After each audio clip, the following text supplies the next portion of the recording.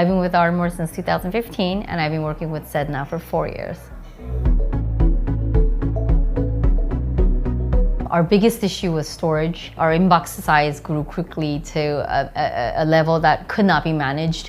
It would stall, you couldn't search for things. We were spending, an hour up to 3 hours a day every morning when you log in to delete the emails first, just so that you can download the next set of emails to work for the day. So our chartering guys, especially in Houston, would come in extra early so they would get through their email first, and that was a huge warning light for us.